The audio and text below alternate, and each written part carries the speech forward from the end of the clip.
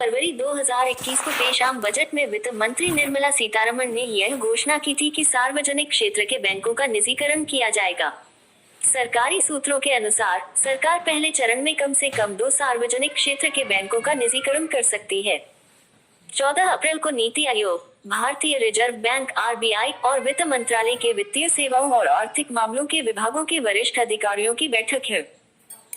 Business standard की report के अनुसार बैठक में निजीकरण के संभावित बैंकों पर चर्चा होगी।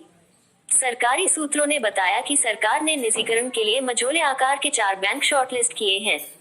सूत्रों के अनुसार सरकार bank of Maharashtra, bank of India, Indian overseas bank, central bank और बैंक ऑफ इंडिया का निजीकरण कर सकती है।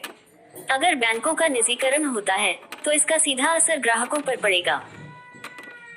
बैंकों के निजीकरण से ग्राहकों को घबराने की जरूरत नहीं है, क्योंकि जिन बैंकों का निजीकरण होने जा रहा है उनके खाता धारकों को कोई नुकसान नहीं होगा। ग्राहकों को पहले की तरह ही बैंकिंग सेवाएं मिलती रहेंगी। मालूम हो कि इन 4 बैंकों में फिलहाल 2.22 लाख कर्मचारी काम करते हैं।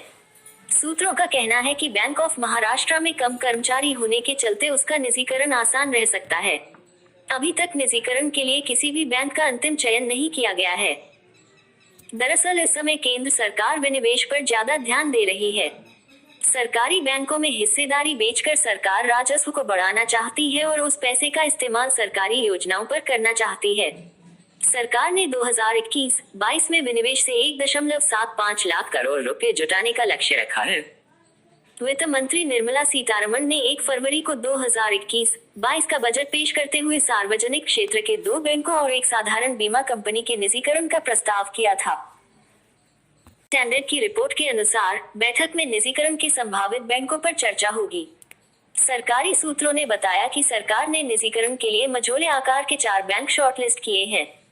सूत्रों के अनुसार सरकार bank of Maharashtra, bank of India, Indian overseas bank, central bank और बैंक ऑफ इंडिया का निजीकरण कर सकती है। अगर बैंकों का निजीकरण होता है तो इसका सीधा असर ग्राहकों पर पड़ेगा। बैंकों के निजीकरण से ग्राहकों को घबराने की जरूरत नहीं है, क्योंकि जिन बैंकों का निजीकरण होने जा रहा है उनके खाता धारकों को कोई नुकसान नहीं होगा। ग्राहकों को पहले की तरह ही बैंकिंग सेवाएं मिलती रहेंगी। मालूम हो कि इन 4 बैंकों में फिलहाल 2.22 लाख कर्मचारी काम करते हैं।